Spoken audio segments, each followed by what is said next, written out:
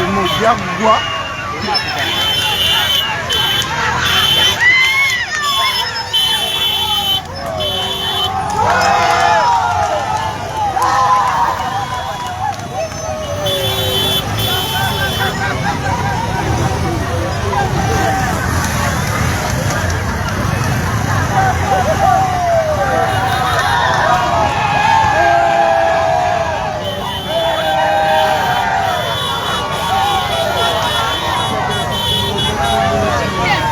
Abampuliriza wano ku KI mukulembeze kino embeera wano wennyini. Simon live in Omoro, kindly mwebale kubeerako.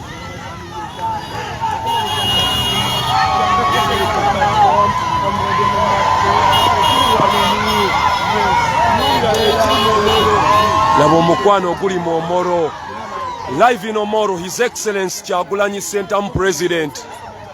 His Excellency, laba ekiri mu Omoro, laba ekiri mu Omoro, laba His Excellency Kyagulanyi Ssentamu live in Omoro. Awo olaba abantu bambadde essaati z'NRM mpya naye bali kugamba people power is our power. Mwebale kubeerako. His Excellency Bobi Wine Kyagulanyi Ssentamu live in Omoro, mwebale kubeerako. Kindly sigenda kubeera nti bannaffe kino nkikiri yalinga bannaffe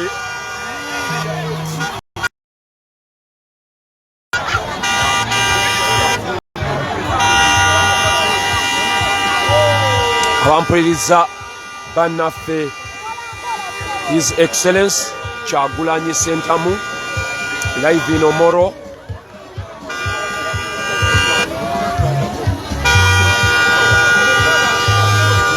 His Kyagulanyi Ssentamu eno gye bayita rabadaba style. Waliwo munnaffe abambuuza banaye ebibuuzo ngenda biddamu omulundi gumu. Ebibuuzo ngenda biddamu omulundi gumu. Buli omu ali kumbuuza ba comrades. My answer is going to be so easy and so quick. Abanaffe abafunye akabenje, yes, bali kubeera nti bali covering. They are recovering. Simanyi?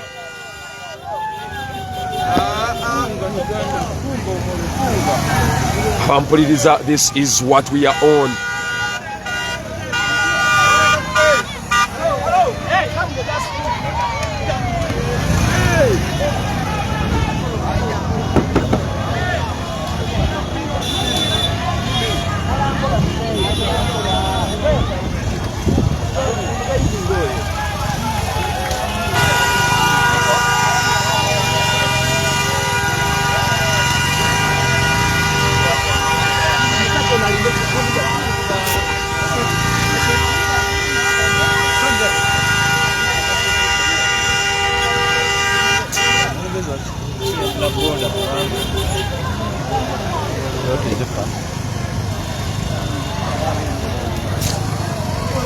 Katugende. Sya. Bayo. Olerewo.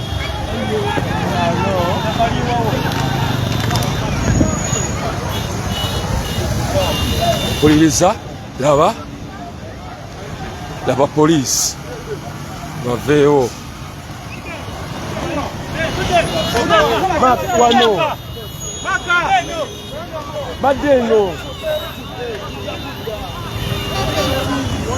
Tusokali kusimama.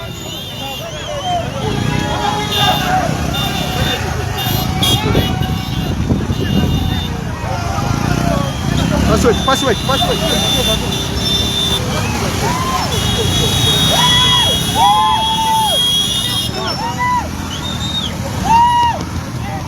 Minute. Let's go. Okay. Let's go. Oh my God.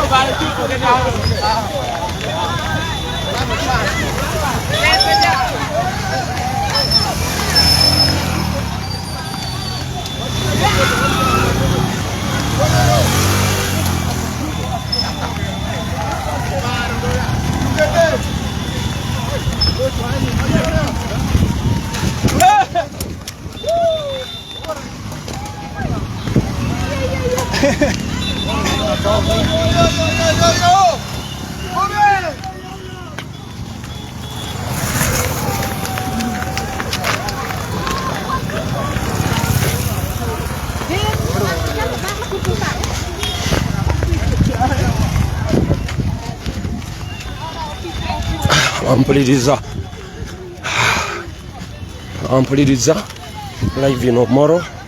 His Excellency Kyagulanyi Sentamu atuuse Omoro. Tuli kuke ayi mukulembeze kwolabira zino ensonga. Bannaffe abafunye accident kino njagala kibeere clear, they are recovering. Bannaffe abafunye accident, they are recovering.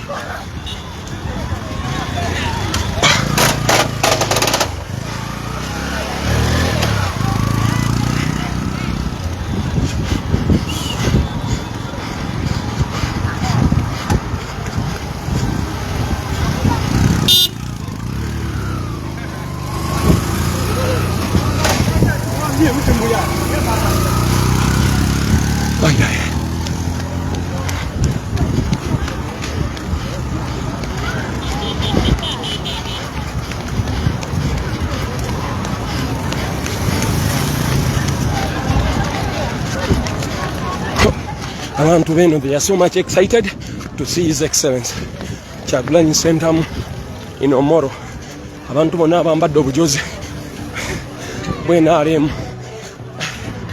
Abantu bonna abambadde obujozi bw'NRM bagezaako kulaba nti ate abeno obuzibu bwabwe obumu ngoye waliwo n'NRM atulimu kyokka kiri ku ssimu namba eri UAM 268 kitulimu nza n'okukoona abantu kino kifo UAM 268S. I'm really tired. I am coming. Allah.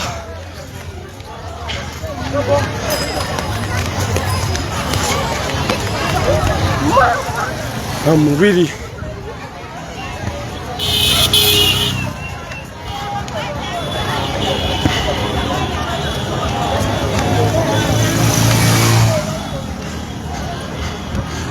really so much tired.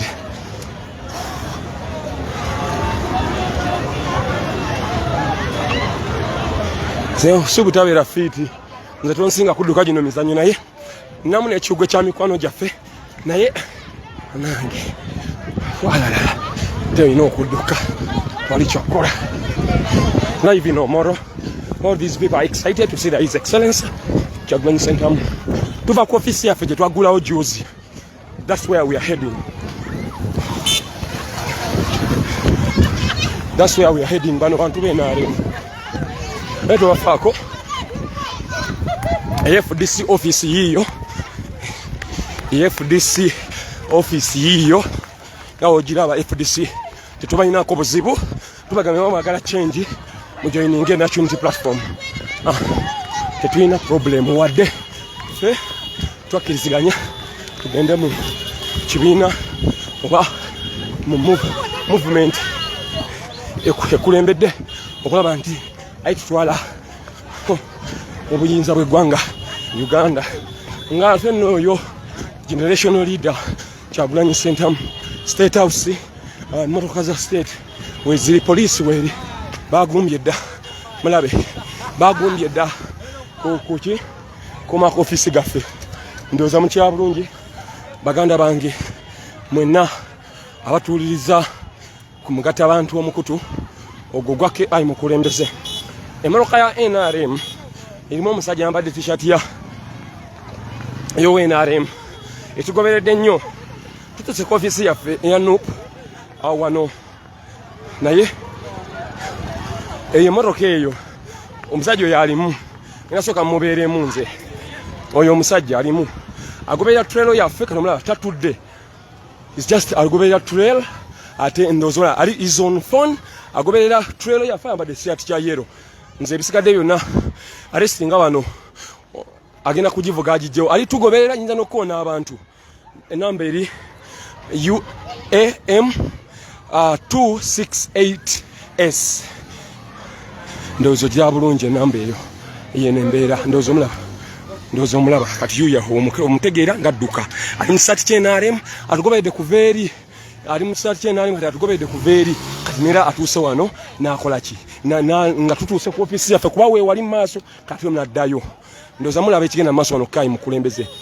These people are just weird mu bibakola kati ogobera otya tutero yakyagulanye oliwo enaremu yes naye oli mbega yes kati ogeze kubega ki yes uya ino Omoro kati apakinze mu motoka ya State House ndozo gira wali maaso zonna eri esooka yeyiye eyokubiri ya State House ya si esembayo ya police kati which kind of government is this?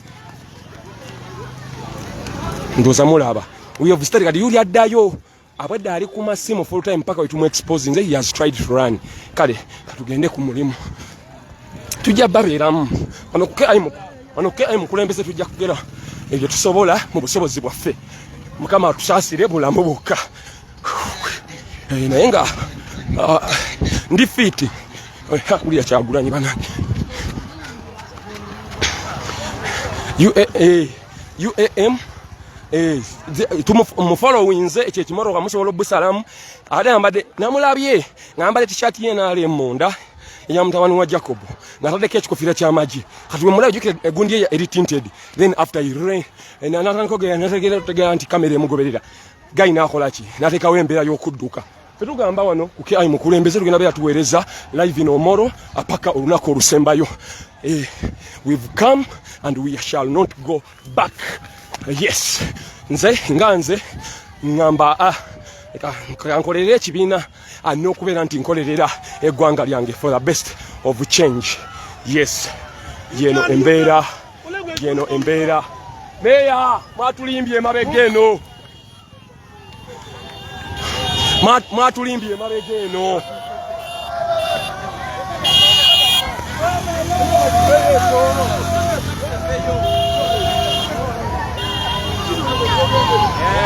ndowooza mulaba Joel Senyonyi omwogezi w'ekibiina kya National Unity Platform mulaba Zake Apoyo Secretary General naye waali nnyo Omoro balumpye awe yeno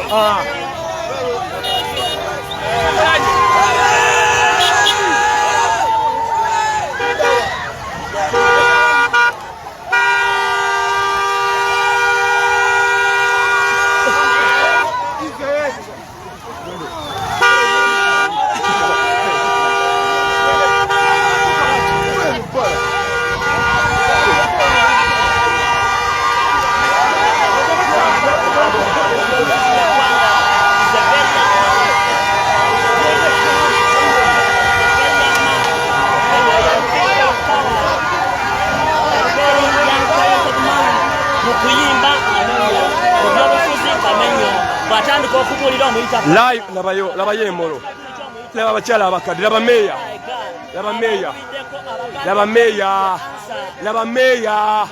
oye meya mulya nyama ali nganda kasirye nganda omusajja ow'ekatwe asazeewo najja Omoro Kyagulanyi Sentamu bagamba alina magiki bagamba alina amaanyi naye nga byaddala omwayiza okugamba omusajja ono amaanyi agajjawa abantu abajjawa mwana wa mama nange kennyini abantu baagala nkyukakyuka kyova olabanga kiri bwe kiti kyova olabanga amaanyi gali bwe gati kyova olabanga buli kimu akiri bwe kiti abampuliriza baganda bange emboroka za osi State House enamba eri UP 573 yiye ya yugi waliwo emmoroka gyengendo balaga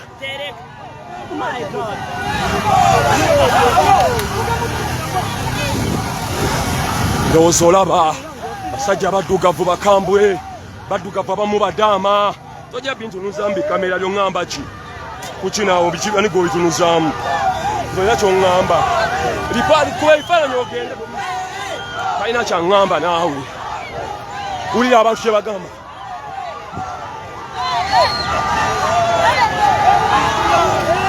abali live from Qatar mwebale kubeera nti ate musheyalinga live from London, live from UK.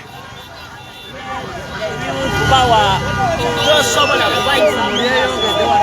ebbogomo buli kanaku abantu bagamba lwaki Kyagulanyi amaanyi agajjawa lwaki ali bw'atyo Buganda yokka Buganda we wali amaanyi naye labayo ekiri Omoro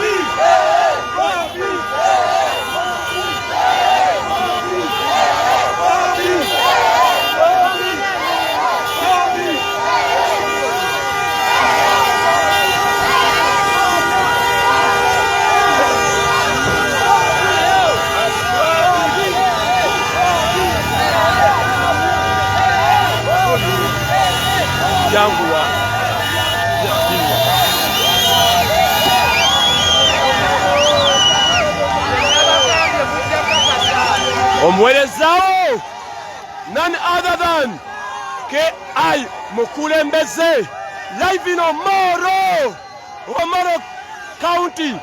Our candidate is Simon Okechi. Simon Torit Akecha.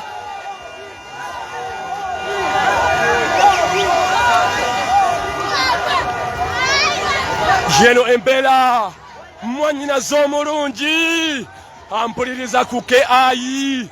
weebale kubeera nti ateze n'ensonga ezikwatagana n'eggwanga lyo ozigoberera nnyo weebale laba eggwanga Uganda laba omukwano oyo Kyagulanyi Sentamo Robert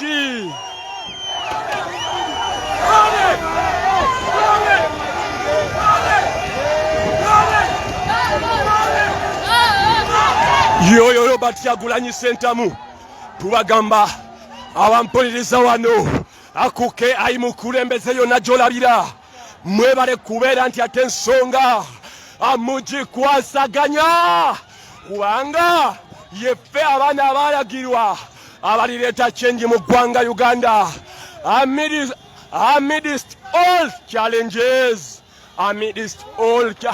baali batugamba banange NUP eyo people power ya Buganda naye eno ddala tuli mu Buganda leka mbalaga akapande abali eyo abatakikkiriza bagambye mu Omoro Town Council ndowooza mubiraba propagandisti kikye mugamba eggwanga maana abapropaganda bamutambuza nga muli babi eggwanga liri bakolimira kubanga bano abantu bangi ate abantu baagala change abantu baagala change omuggundo bannange mubeeremu amazima Simon Torit Akecha ye candidate wa national unity o platform wa mwebale eri embeera eri mu maaso mu ggwanga Uganda live in Omoro.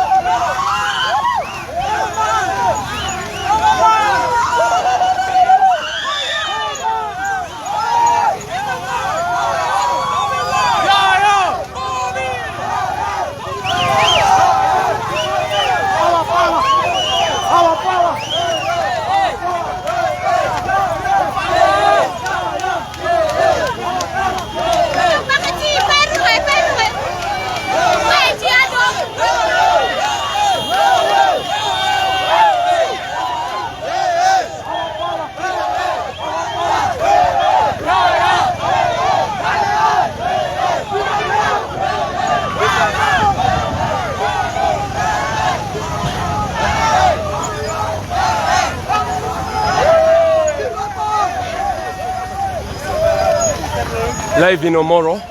Kyakoze Mukulembeze, your presenter.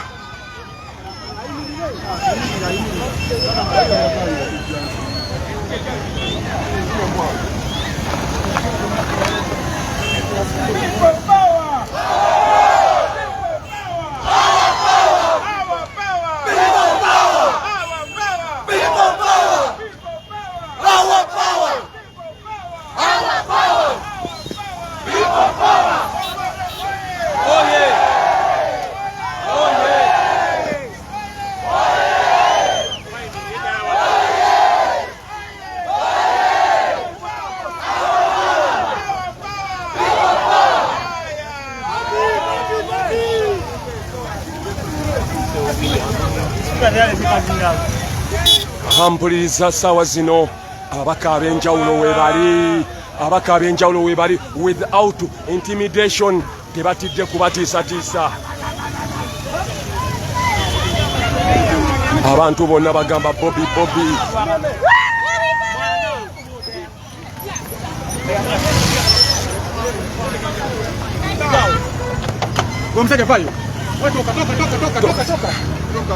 Toka gari.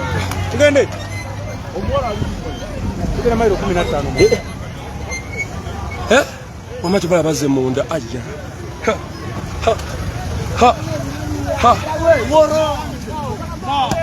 Ogenda Mobiba. mailo 15 munda ozimanyi. Hello, we go together. I'm a camera person. We go together.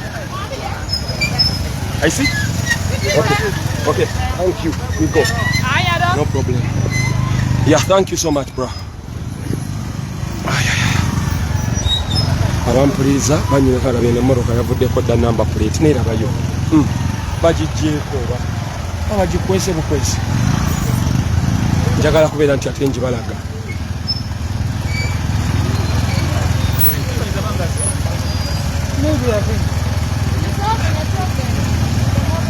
Ampuliriza yeno embeera saawa zino, njagala kubeera nti ate mbaweereza ekigi ndowooza emmotoka bagisiize ebintu ya State House. Emmotoka bagisiize omusenyu ya State House ebaddeko si ndowooza mulaba ebigenda mu maaso mu Omoro. Mukama naye nga mpuliriza mwannyinaze Kyakoze Mukulembeze Ayiise ye muweerezaawo ambuukidde wano kapiki sobola okulaba nga ate atweyongerayo emikolo tugijjuse tugenda kubeera Omoro nga gye tubaweerereza. Yes, bannaffe si mu bubi, they have gotten an accident but they are improving. Yes, naye tusabe Mukama life tusigale okubeerawo. They are improving. Let us stay strong. We know our brothers and sisters will definitely be right. Mukama Katonda omulungi atusaasire atuwe ebisinga Baganda baffe. The information I have, I cannot confirm this and I cannot have first-hand information, though J2B nayenga ebyaddala tugenda kuyingira kilomita munda, kilomita 15 sitegeeza empufu egenda tukuba nnyo, which I believe njagala twebereremu tusobole okulaba nti zino ensonga laba poliisi UP 4787 doza tugenda bena tubibalaga byonna za mu strong mbadde nsaba bannayuganda bwe muba musobola muyimirire nange tusobole okulaba nga tubeera Omoro eno tuweereze, because lwaki tubeerayo twagala tulaga abannayuganda abali wano n'obweru w'eggwanga. Abannayuganda baali baweddemu amaanyi nti abagamba NUP eri mu centre, nedda NUP eno gyeri seriously NUP eno gyeri. Abantu bagamba mbu twagala tubibalage twawule propaganda n'ebyaddala. Abantu bagamba NUP katonaba tuyimiridde tutegeere amazima agagenda mu maaso mu ggwanga, because His Excellency let's go, they are going to leave us because His Excellency laba police, laba pictures of police bali eno betala UP 6806 eyo yamba ya police.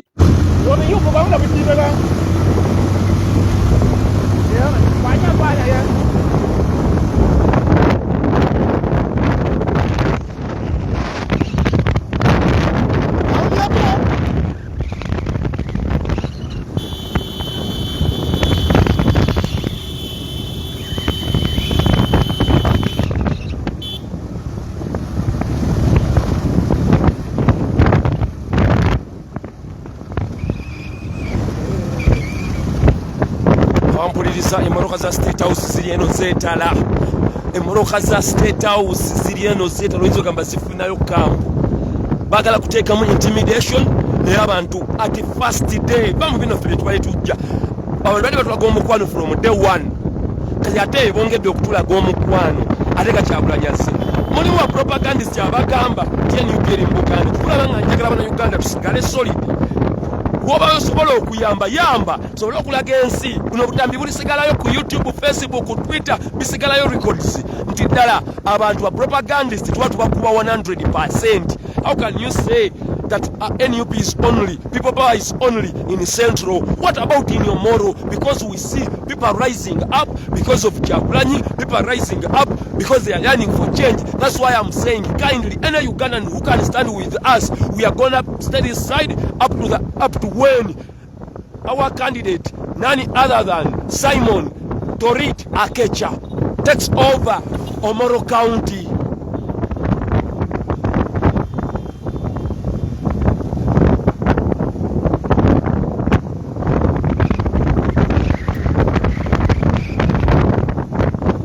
Abampuliriza President ali safe bakubanza enkute eki oba omukyayinza okuyita zugu.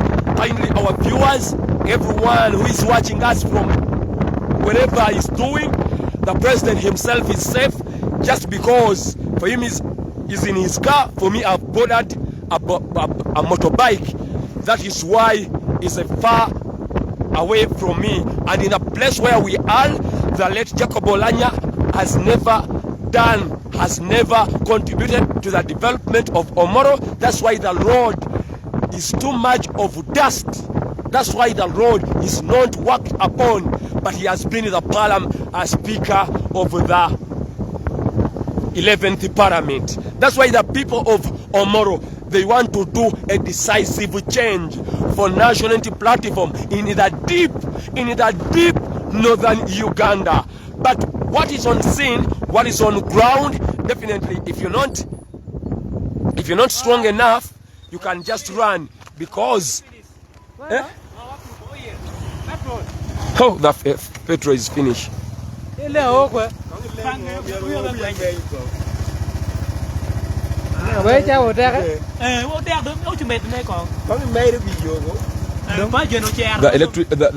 The fuel is done. I don't know. My God. A network to somewhat. That's why I'm saying guys, we have to be with the data. The network, the side is so bad. And we have to show you what is really taking place in Omoro. Because propagandists have been always there to say that national unity platform is only in Uganda, which we don't believe, which is not on ground. That's why we want to show you what is happening in a deep northern Uganda, and that is Simon Akecha on a national unity platform card, and Robert Kyagulanyi Sentamu is there right about now. I thank you for always watching. That's why I'm saying, comrades here and abroad, if you want to have someone to be always presenting, kindly stand with that person. We want what is here, because the security is around, the State House cars, the police, the bikes of the police, the motor vehicles of the cabangaris of the police. They are around intimidating people not to vote for national unity platform. Yes, Kyagulanyi has come, our president has come today, and people are eager.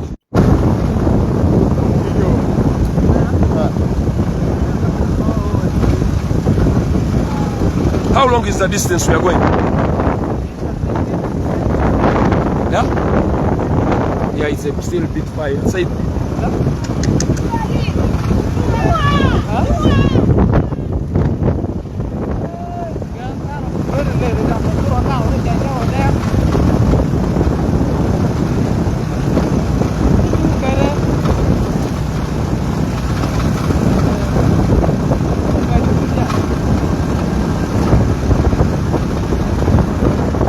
Yes, the propagandists in NRM are always saying that national unity platform, people power is only in Uganda. I want to ask them one question. Yes, it is in Uganda. What about people in Omoro? Do you think they are stupid? First question. Do you think they don't know red? Why are they leaving out yellow shirts and dressing on red with our president picture? Second question, why are they putting all restriction to eliminate Tori Simon Akecha because he's a national unity platform candidate? Third question, kaboom!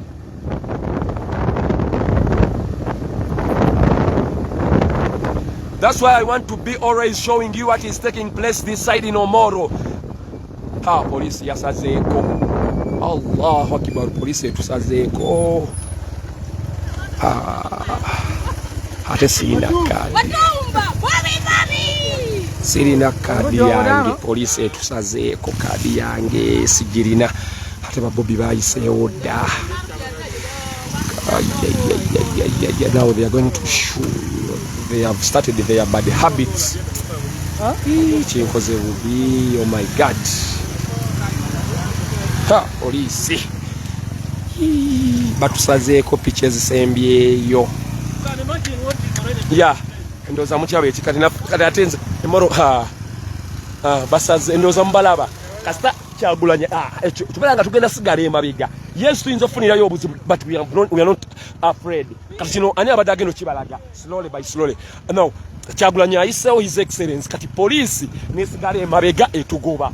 Olaba bino ebintu. That's why we need to be in all corners. Bino ebintu ani abadde kati police etusazeeko. Police etusazeeko eritukugoba baana baddeyo. Ndoza mbira bebigenda mu maaso ndoza ogiraba eri emabega. Police etubaza okubeera nti ate tusalako abasembyeyo aye tuleme kugoberera ndoza mulabe ekigenda mu maaso mu Omoro. All viewers who are all online, I think you are seeing what is taking place. Now, His Excellency Robert Kyagulanyi Ssentamu, he has just passed and the police has put his car into the road and it's blocking people from joining him. Do you see what is taking place? Yet, it is campaign time. Ndowooza abanyinaze amulaba ekigenda mu maaso eno Omoro. Sawa za campaign tewalina kye bakoze, just batublokinze. Ate Kyagulanyi yagenze dda.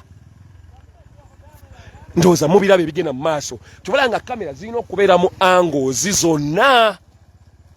Man, this government, I don't know. Kata bablokinze n'omukyala ayinza obeera si byalimu. Tabirimu naye babagambye tebagenda. Ali complaining baganye moroka yonna picha ensala yonna. Ndowooza mubirabe ebigenda mu maaso. Abana abantu bagenda tandika ne live bullets.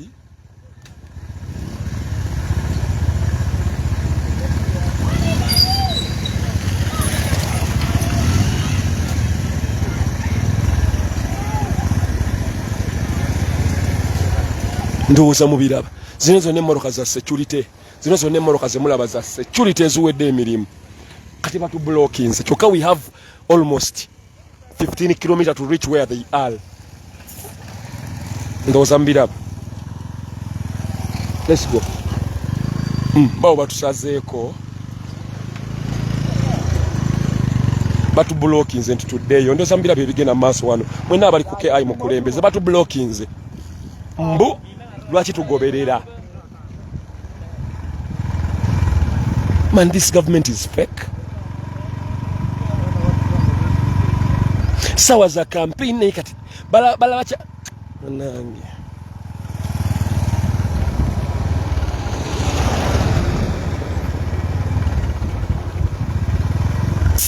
In government. Now, which route are you going to use another one? Which route? There's another route. No another route. But it's very far. And then you have to go up to that temple. And then you go the other side, then you cross. Ndowooza mulaba ekiri wano. Poliisi etusaliddeko mu kkubo. Jjukira nze mbadde atemba odinze booda. Poliisi etusaliddeko wano mu kkubo negamba tuleme kubeera nti ate tweyongerayo. Ndowooza mbiri. Police tusazeeko negamba temweyongerayo ate nga His Excellency Kyagulanyi Robert amaze okulaba nti ayitawo ate bo ne bagamba abasigadde mu ddeeyi emabega. Ndowooza mulaba ekintu ekigenda mu maaso. Time eno gye tulaba ya campaign ebya ddala. Time gye tulaba ya campaign. Time gye tulaba ya campaign. Kati bano abasajja batidde nnyo ate nga batidde ddala.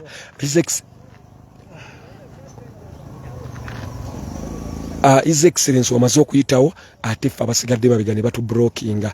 Kitegeeza bigera kuba tugamba Northern Uganda ya NRM ate nti nopo teriyo. Kati why are they scared? Babo bakkirizaako bamu. What are you going to do? We are back. You know any. We are. How do we do it? Tugenda kola uti. What are you going to do? They're holding around those who are not putting on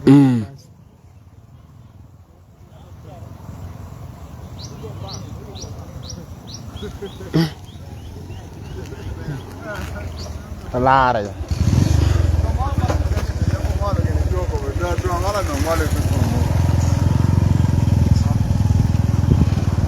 Man join you minungi pero mo duguro. Government yeno. Yagenda kugwa bibagon. Kati batu. Sajja bwatya. Sajja bwatya nnyo. Sajja bwatya nnyo. Sajja bwatya nnyo. Sawa za campaign bali to disorganizinga. Nanji. Dirangwa.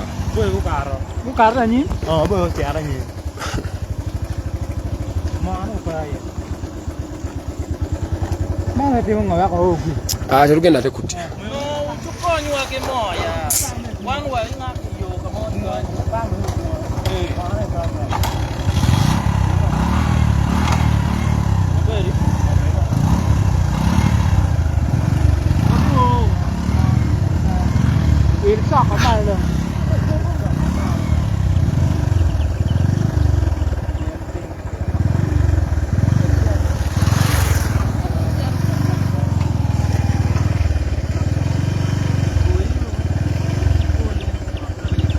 Abapoliisi awo bemulaba batusaliddeko. Abapoliisi awo bemulaba batusaliddeko mu kkubo naye tetugenda kutya ebasazeeko.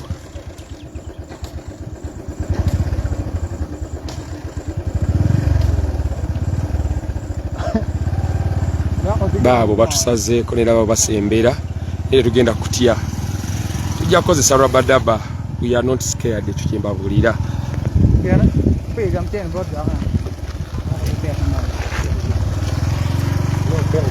Sijjako kamera.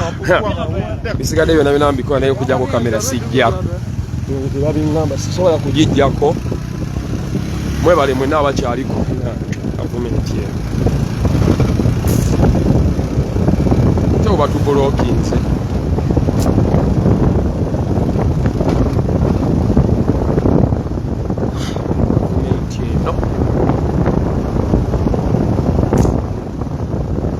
Sawa za campaign. Tukiriza za campaign. Zebana mbabulira. Sijjako kamera mbabulira. By election zinzimanyi. Abagala continue watching naye ndoza impunity mugiraba. Sijjako kamera. Bali ne document ya. Choka sawa za campaign. Bakulawo bulungi campaign ground for any candidate.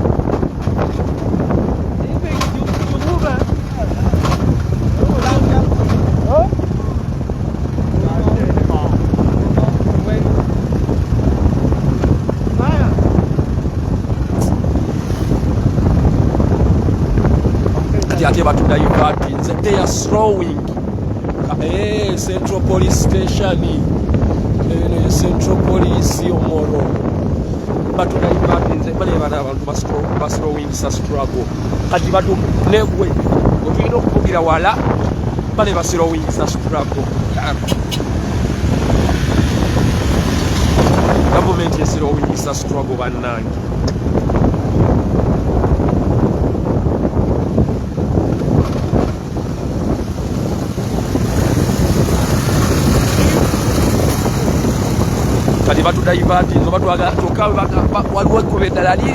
Now they're just slowing the struggle, but just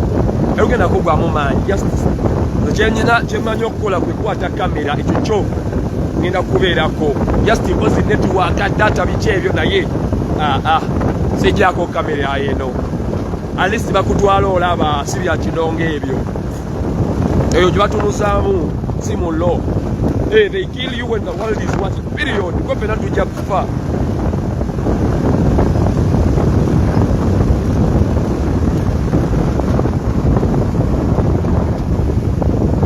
ndozolaba kati abenaalemu ndozolaba ensenaalemu bali eno batiisatize malokaza sikausi kunanekana akalulu ate nako gavumenti banamyetidde mutabaniwolanye talina lulimi abadde ali eryalya bibaga bisoseje ebyo ase mu bantu bo Tony Simon okecca abali akalo tebalina matishat bambala t-shirt zenaalemu because tebalina ngoye naye ali eyange osobola okugulira bano abantu amatishati ga nuupu zigule because bali bambala t-shirt zenaalemu because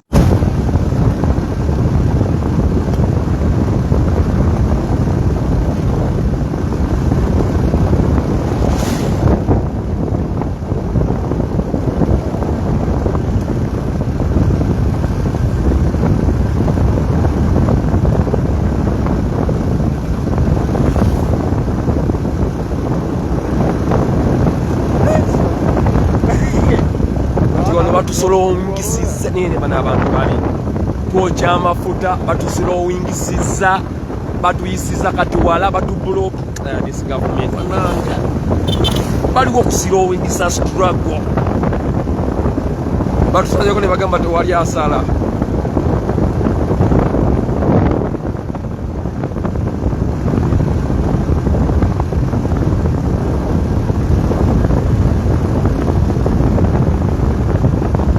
ekyokulya kugenda kukikola naye kayunga yonna sigijjako billa eraba amakubo noolaba engeri gye tufaananamu bannange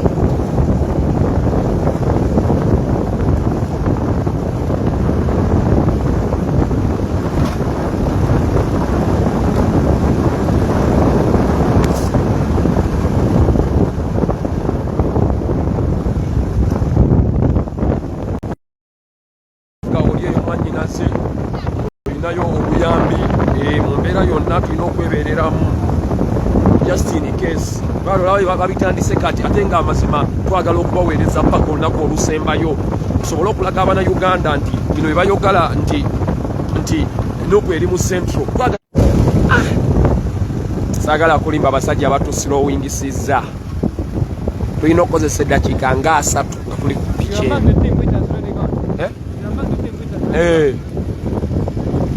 amamanga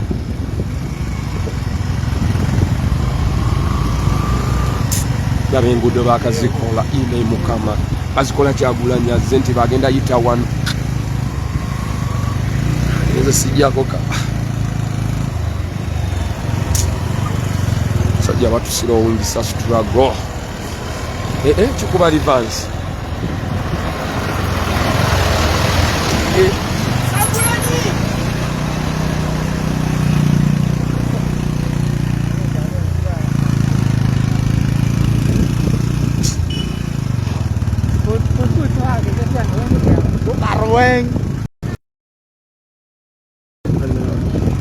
Oh, you made mine good. We are using which road? Up, down. Yeah. Putting fuel. And those guys, we left them on the way. You come and give them. Their fuel is also over. Name 7 years ago in this struggle. Katira batukomyewo eno gye tubadde batubulookinze mu makubo. Kibi temugenda batusazeeko omusewo mu kkubo ate jjukira nze mbadde ndina ku bbi and government eno is really so bad. Ndowooza bampuliriza kino ekiri eno Omoro ebyaddala Simon Torit bye bino ebipande bye babiyuza naye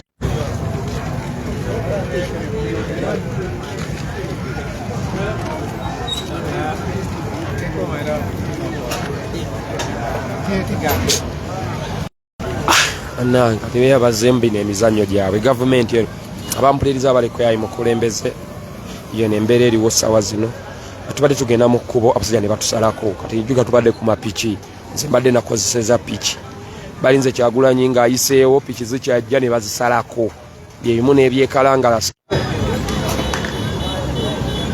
byebimu neera abatusazeeko kati ate batusilowingisiza tulina yita walala wala gavumenti ng'etidde nnyo ate nga tulina obbaweereza sijja nze kujjako kamera eneera wenkubirira omulanga ku bannayuganda bonna basobola okubeera nti ate abatuyamba mu magezi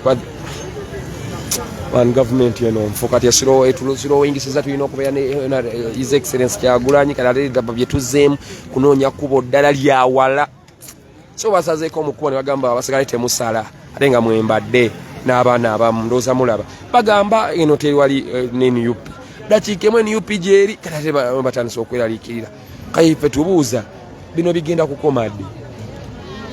We are asking ourselves, when are these impunity gonna stop? Yetwebuuza bingi.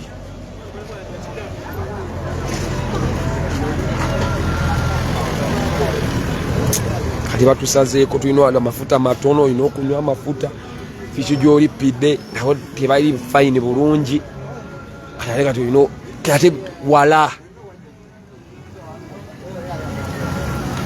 ekyo twagala okulaga tukola nga tugenda kusigala tuweereza nga tuli solid tukola mbadde nzo njagala kubaweereza paka andooza mukiraba amafuta wait you see amafuta abasajja batugobye wait amafuta batugobya piki zizikide ez'abaana mu lugendo luwanvu amafuta bagabaweerede mu kaveera bagateeka kati mu kaveera tusobola okulaba nga ate tudduka kiki kaluma ne bakusanga mu kaveera ate lwaki ogateeka mu kaveera ate batugobye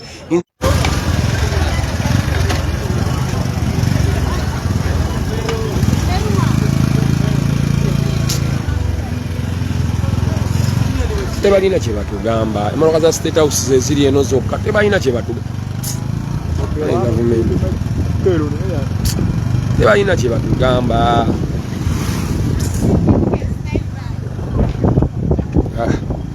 sijjako live mwebala abaliko ndowooza emmotoka za poliisi ziziri erizaako banaye batusazeeko kale ate batulaivatinga batugamba ale tudde eri mudde zigoba abantu kati kubo kati eno Omoro naye fuuse barracks ndowooza ozulira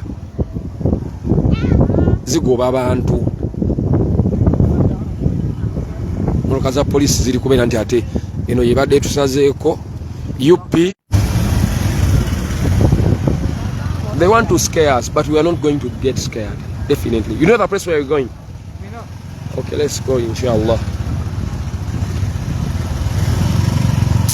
Atandise emizannyo gya walayi wemba ndi wakubeera eno Omoro nina okusibeera ne piki nina okupangisa piki amazima erina okunvuga immediately because okuba nga tuli mu mbeera bweti nga piki gyosanga gyolipira no you may get a problem because jukira olulimi temulukwasaganya bulungi definitely omugamba sala wano ate mulina tulako babiri definitely wobanga ndi wakuweereza a campaign zino kyemaze okulaba nina okupangisa piki naye piki eyo okugipangisa tulina okukikola nze nammwe abampuliriza tusobola okulaba nti aye tukikusa.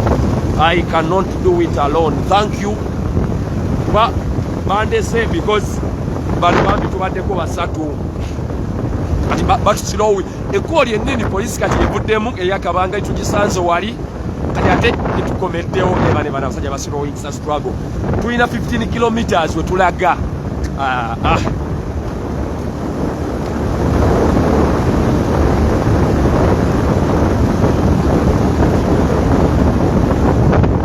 kati batusilowingisiza tuvudde wano amafuta gaweddemu tuzeeyo eri ate nga tuddayo going to get scared nedda byonna babikole naye we're not going to get scared.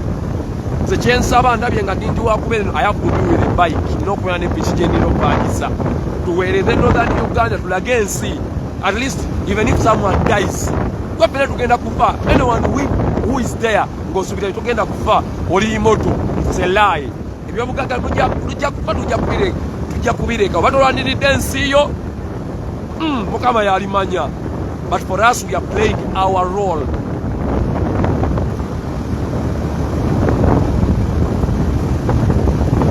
But not just throwing some media, but finally we shall reach there in a oral manner.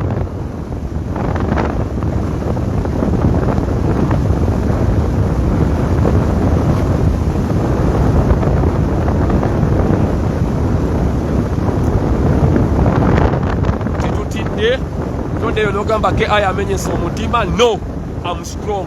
Just kati olina okuyiga ebintu ebimu. Sawa zino ekindaze nze njagala kuweereza paka akalulu kagwa, because I believe our candidate is gonna win this election. Definitely. That's why a lot of deployment is in northern Uganda, is in Omoro. That's why the government, the state house is scared, and we are not ready to be scared. That's why I'm saying because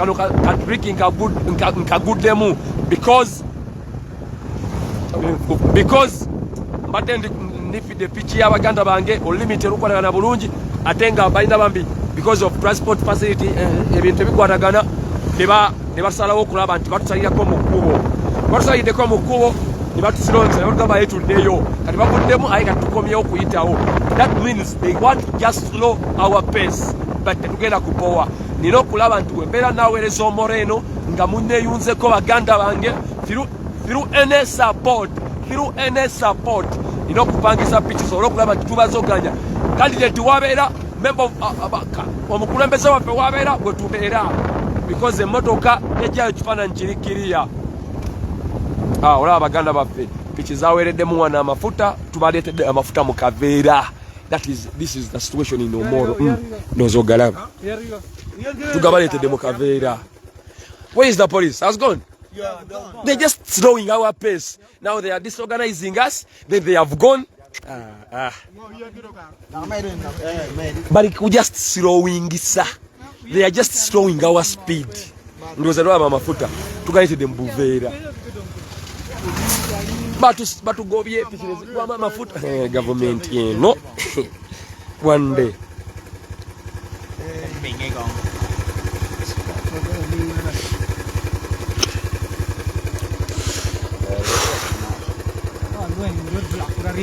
Road block. Now, how far are we going from here?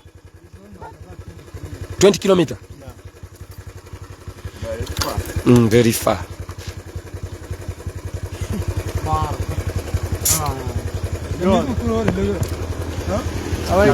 Gwe abantu beno northern bali solid baagala Akecha. Bwe bano abantu beno baagala Simon Akecha, they are solid. Baagala enkyukakyuka. Ya Rabbi, this is real. This is the real change. Kibaali boogerako luli nga tukyali nga tetugimanyi yeno gye bayita real change. Abantu gye boogerako mu bitabo gye twasomako.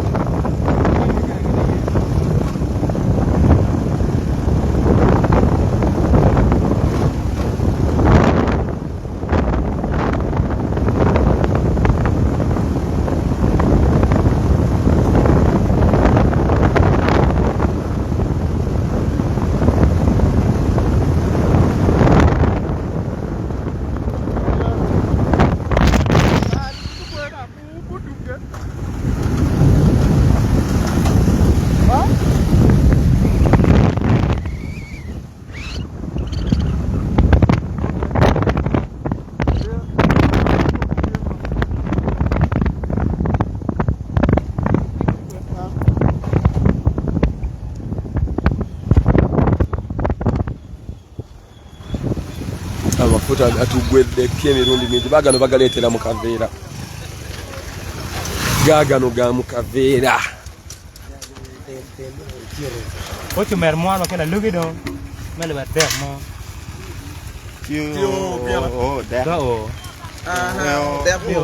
Melo der peo. Ku kemeri kuja. Kemeri weni.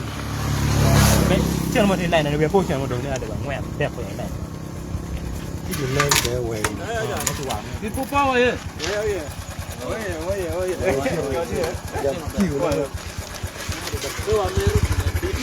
Bano bola basiba sasule, they are not paid.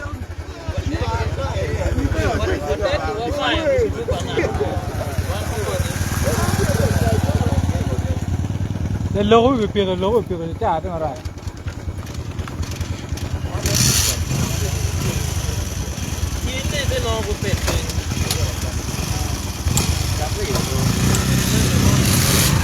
doit faire qu'on peigne ma et le gars ça quoi ouais le soir nous mourir pour bon aller le gars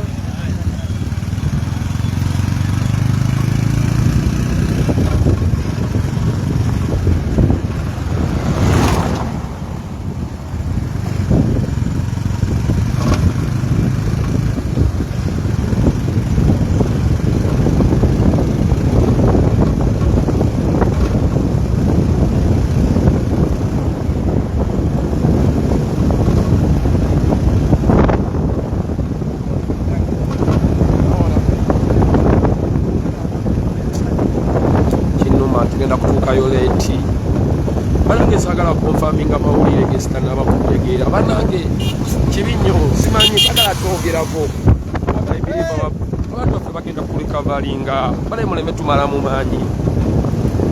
Yes, tubaddeko akabanga kaneneko we tubadde nabo naye emoroka neegwa sitegedde sisobola kwogera mawulire gesitamanyi kyobulaba ng'omwayinza okukimbuza sikimanyi. Yes, egudde naye simanyi nenze kyentegedde they are recovering. I don't know. May God protect us because we need our country. We love our country.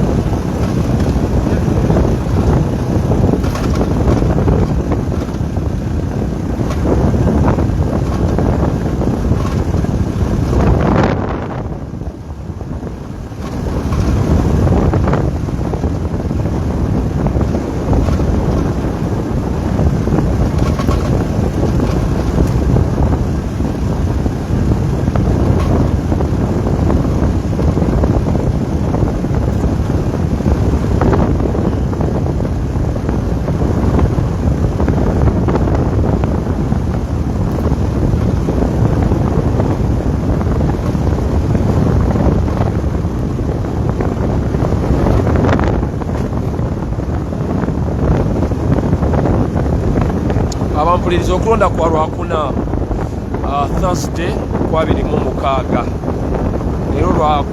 leero lwa mukaaga in the next week Lwokuna. Next week Thursday is the election. It will be 26. It will be 26.